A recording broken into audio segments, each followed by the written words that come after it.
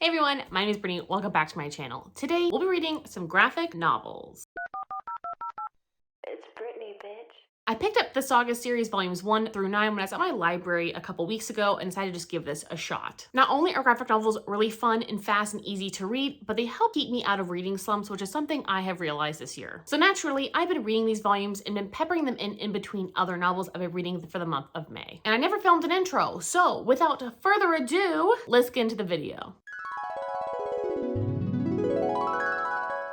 You guys, I could not wait to get into this fucking book. I was so excited. This got 5 stars out of me. Listen, I had no idea what this whole series was about. I remember seeing it for years and years and years on everybody else's channel, and I literally just walked in the library one day and I was like, oh, graphic novels, like let me go check those out. And then like the name of the series just popped in my head and that was it. Listen, the series so far is incredible. I'm obsessed, obsessed, obsessed. This is like a fantasy sci-fi mashup. It is just so good. There's so much fun nudity and so many amazing storylines that all interweave it and mesh in really cool ways. And I think the thing I love most about this so far is that everything makes perfect sense. Even though we're jumping between different characters, everything makes sense. I know exactly where everyone's stories are. I remember where we left off, and I actually care about each one of these characters in their own way. It's something about them that makes them so memorable. But I think the other cool thing is this is basically being narrated by like the infant child in the beginning of this book. And I'm assuming she's obviously gonna grow, but she's basically looking back on her life and she's narrating what's going on and like how her parents met and what happened. And it's basically about these two species of people that are not meant to be together. They're people who have been in war for a long time, and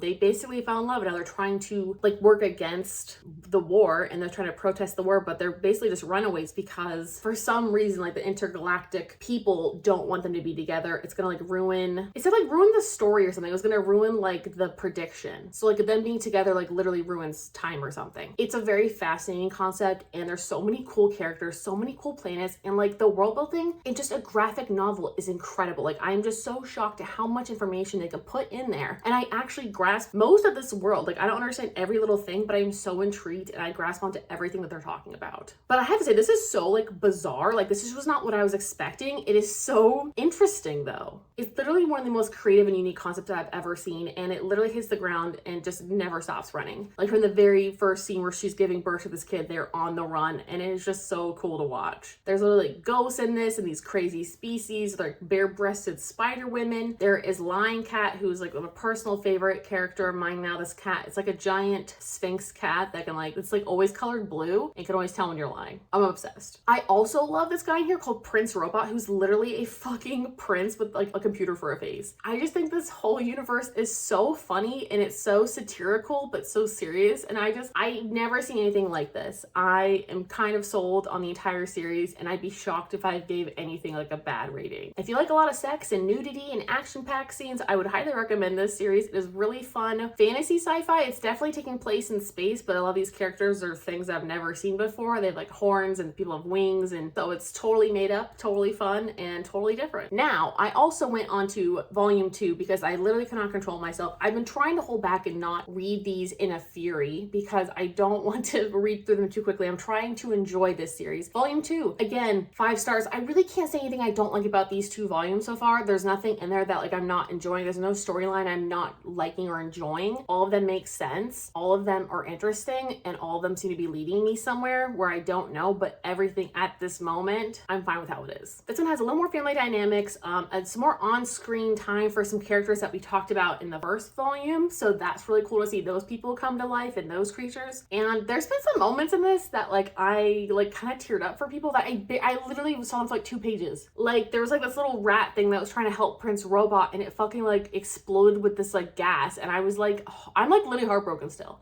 I'm absolutely heartbroken. I'm just so excited to continue with the series and see where it's gonna go because I really don't know where it's gonna go next, and I do have to say that Lion Cat has a hold of my heart forever. That's all I'm gonna say. Anyway, when I get further on into the series, I will let you guys know. So far, it's looking really fucking good. I am so stoked, and I'm seriously trying to like read these in a slower pace. I'm trying to read them in between other books right now because it is so easy to just gobble this up in an hour. Every single night that I read these books, I went to bed later than I wanted because I was just enjoying it so much. I could not make myself go to sleep. So I'll fill you guys in when I get to volume 3, which shall be presently. Okay, you guys, it's quite hot, so I'm gonna get to this really quickly because I put up all my windows because it's a little bit too loud outside. I guess there's like a soccer field or something right next to the library, and it's very loud over there. So I finished Saga Volume 3. This is actually my least favorite out of all the volumes so far. I gave this one 3.5 stars, which is quite a departure from the natural 5 stars the first and second volume were. I don't know, it just went down from here. It took a departure. I didn't really enjoy it. I feel like since it took place like a week after the events in the second volume, there wasn't enough time for like other things to happen, and I really didn't like some of the storylines in here that just didn't feel necessary. I'm sure they're gonna come into play later, but like I didn't really think we needed that much page time for some of these characters and stuff that I didn't care about. And a big part of this is all about them like being with the author that wrote the book that inspired them to like hook up and like break out of the war. And they basically find this author, and the author said like the opposite of war isn't peace, it's fucking. And I think that's just really weird. I don't know if it's like making a joke at something. I don't really know what it's trying to say, but this one was definitely my least favorite so far. Even though there's some really good moments, of course, in here. Like I still really enjoy this series. I really enjoy where I think it's gonna go, but this one just was like not it. I think it's also like somebody dies in the second volume, and then a week later that person who was their partner is like encouraged to be with somebody else. They literally died a week ago. I don't really think that's appropriate. And I don't know, this book just kind of like rubbed me the wrong way at some parts. I can see how people like fall off the Saga train if they weren't really in love with the series, especially after reading this one. So I get it. But then I also read Saga Volume 4, and I think this one actually is my favorite so far of the series. Even though Volume 1 and Volume 2 got 5 stars for me, this one I think so far is my favorite. This one really focuses on the family dynamics of literally like every character and how the family dynamics impact them as a person, and trying to find their family, trying to understand what happened to their family, trying to work on their family issues. So in this one, Alana, who's obviously one of our main characters, she has to like go work in like the Olympic circuit or something. It's basically entertainment. It's like really bad soap operas, and she also is doing drugs recreationally. It's causing a lot of issues in her marriage, and then of course that causes issues at home. And there's just a lot going on in this one. I really enjoy it. There's so many things I don't want to ruin for you that happen with like the Prince Robot thing. I don't want to spoil it, but like I do, because honestly I wasn't expecting a lot of this to happen, but like in a good way. Prince Robot's son is born, all these other things, and there's so much crazy crap that happens. There's some child kidnapping, there's a lot of death I wasn't expecting. I just feel like this series in general is so interesting, keeps me on my toes, and this is exactly what I'm talking about. This one is so fucking good, like I want to reread it. And I think that's what this series is really good at, is like it's of course like a fantasy sci-fi world, but underneath everything it's all about family dynamics and who you really care for and who you'd kill for. And I just think it's really interesting also seeing their marriage kind of like fall apart a little bit. And I love the narration in this, of course, from their child, and they're like, this is how my parents like split up. I just think that's so interesting and so well done. Anyway, this one was fantastic. I'm really excited to continue on. I have obviously a couple more volumes left. I have all 9, so I'm like halfway there. But anyway, I have a plethora of books I need to return to the library, these included, so I'm gonna go ahead and do that, and then go about my day. Goodbye. If I had no cash to spend, if I forget we had plans, when I feel like breaking down. So I ended up finishing 5, 6, and 7. So let's talk about them. This one's gonna get 4 stars out of me. We have a couple different things happening in this volume. So the family gets split up, but we also have a resolution to the kidnapping that happened in the previous novel. This one has a lot of plot progression and a lot of action and some self-fellatio, which I was not expecting. So it was really interesting, but this one was very dark and heavy. Like this was one of the darkest ones I've read. It is very harrowing and sad, and a lot of people in here died that I wasn't expecting, and it tore up my heart in ways that I didn't expect. But I think my frustration also lies in the fact that sometimes we're with these characters for a book or two and they're gone, but I would almost like rather have other people die, because I feel like I really like these ones. Can you not kill off the other people that I don't like? Why are you killing off the favorite characters of mine? You know, I just feel like personally gypped a little bit. I think this one is basically setting up a lot of the later installments, so it was very action-packed and crazy, but it wasn't like my favorite in terms of like family or story building, but there was a lot going on and it was very dark and sad. So keep that in mind. 4 stars, really enjoyed it. Now on to number 6, which I think is one of my least favorites out of this entire series. This one just did not work for me as much, even though I'm still rounding it up to 4 stars. This one felt like it was full of a lot of filler. We also give way too much page time to these stupid fucking merman journalists, and I just don't understand why they're included. I really don't feel like their story needs to be told. It just feels redundant and annoying to keep bringing them back. I keep hoping they're to get killed off because they have so much page time in this and they really don't deserve it. I really don't like them. I don't care that they're gay and their planet doesn't allow that. Like, I just feel like we're supposed to feel for these characters, but they're so annoying to me. Something about them, I just feel like they're superfluous. They're superfluous to the story. I don't care about them. I don't care about any of their backstory because we know pretty much nothing about them other than they're trying to fucking track down our main characters for a story. Why do I care? There's also so many fucking subplots that are happening. It's really hard to keep stuff straight, and then nothing is getting resolved. Like, none of the big plots are being resolved in a way that I like, except for one at the end. And then of course I liked the ending because that was wrapped up and that worked out for me. And I liked the ending. Like, the last 2 pages, great. But a lot of the character motivations, this again just did not make sense. Like, it's very frustrating when I feel like people are making these choices that kind of just don't have no merit on the story, but they made that choice. They didn't have to include that character later. You know what I mean? Like, I guess we got tired of seeing that character. I don't know. Did I care? Not necessarily, but like, I'm not happy with how that turned out. At this point, I'm kind of wondering, am I getting tired of the series? Am I getting bored? Or is this one just kind of stale? I just feel like the last 2 have not been my favorite. And I think number 4 was obviously my favorite so far. But then after that, I just feel like we're taking again like another departure where I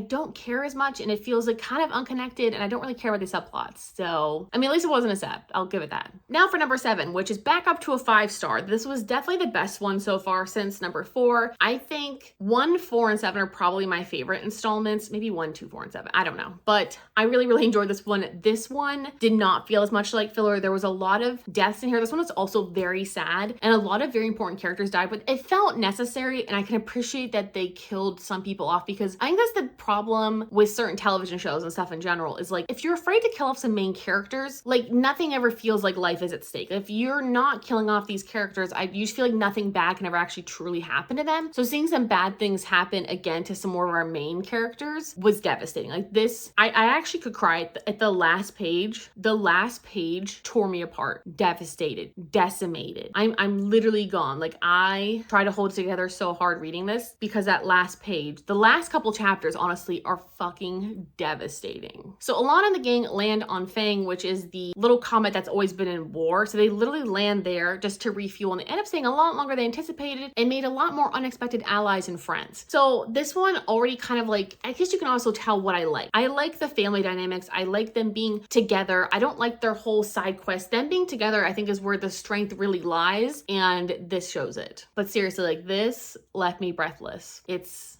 devastating, and I hope you enjoy it as well. The last 2 I gotta read are 8 and 9, so these are the last 2 of this whole series. So I'm hoping a lot of good things are wrapped up in this, but I also need to finish this the next 4 days, because this one specifically, number 8, was requested by somebody else at the library, so I need to return it. So I can't keep them any longer than I need to, but what I think I'm gonna do is actually give this a couple of days. I need to, number 1, after number 7 right here, after this damn book, I need to marinate, okay? I need some time. I need to fucking heal after those last couple chapters, because I need time for my heart to heal, okay? Honestly. So I think in about 2 days, I'm trying to give these another shot, and I'm just gonna go ahead and finish out both of them and end this strong. Well, good morning. It is a lovely rainy Saturday, and I did not realize, by the way, that McDonald's apparently has bagel sandwiches. Was this something that's been going on for a while, or am I just completely not in the loop? I haven't really been in a McDonald's mood. I feel like all last year I went to McDonald's a lot, so I was always very involved, what's new going on, but I haven't really been a whole lot this year. I think I've probably been 3 times in the entirety of 2023. I feel like I just don't have a craving for it lately, but I did end up going because I wanted a hash brown, and then I was in line, I realized they have bagel sandwiches, and I got the bacon, egg, and cheese one. It's already gone. I already ate it, but it was a delight. I also went to Summer Moon, which is one of my favorite coffee shops around here. It's apparently based out of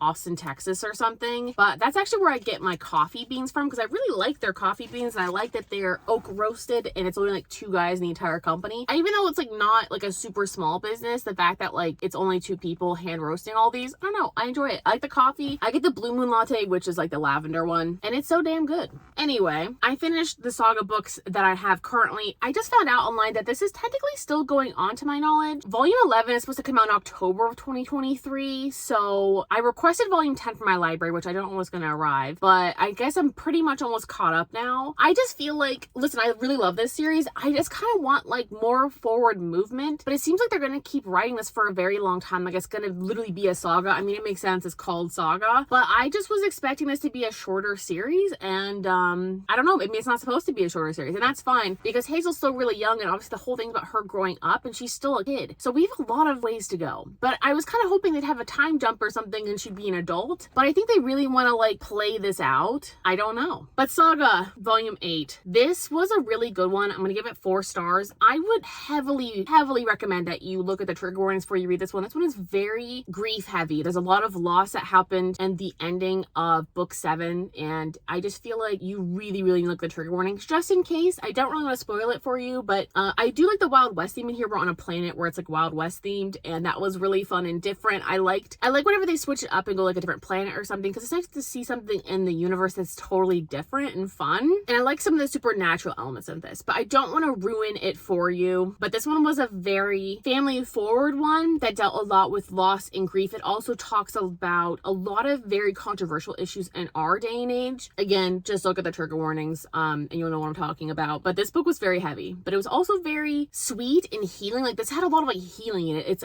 I think it feels very poignant to like healing after a loss. Like that's kind of what this book feels like. It's very like deep and sad, but also like healing at the same time. And a lot of people are reunited in this one, and it kind of just feels so good at the end, and it just makes you really excited for the 9th one. This is a really good installment. It's a good 4-star. I like this one. Just know that it's very grief heavy. And now for number 9, which is the last of the ones that I currently have. So I actually cried finishing this book this morning. I decided to just finish it while I was getting ready for the day. Bad idea. A lot of people have pointed out that the even numbered books tend to be more like happy and healing, and the odd number books tend to be very action packed and like fucked up. And this one really got me. I don't know how I feel about this one yet though. I have to say that because I just finished it this morning. It brings in a lot of characters. It brings a lot of storylines to rest. Like it finally puts some storylines to rest. A lot of characters die in this one. Like I think at least 4 or 5 characters that we know die in this one. It's very dark, and like I did the last couple pages I will actually cry right now. I'm trying to hold it together. I'm really trying.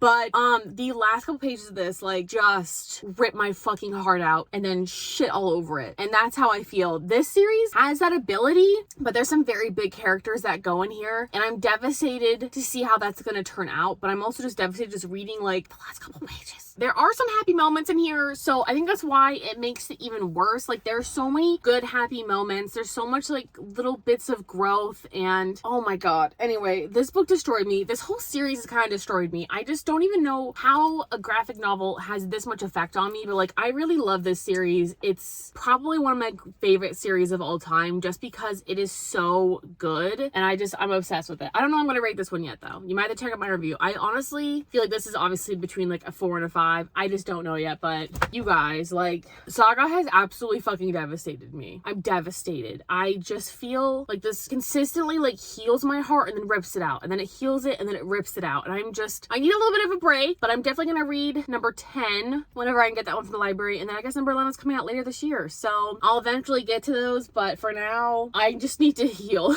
Anyway, thank you guys so much for watching. This has been a really fun reading vlog. I've read so many fucking books this month, and I think in part that's because of all the graphic novels I've been reading. This is just one of the graphic novel series you'll be seeing, and I am just so grateful that I did decide to give these a chance, because in order for something to break your heart, it had to steal it, so it obviously did a really good job of that. But anyway, if you guys have any graphic novel suggestions, please drop them down below. I am always willing to give any series a shot, and I will talk to you guys later. Bye!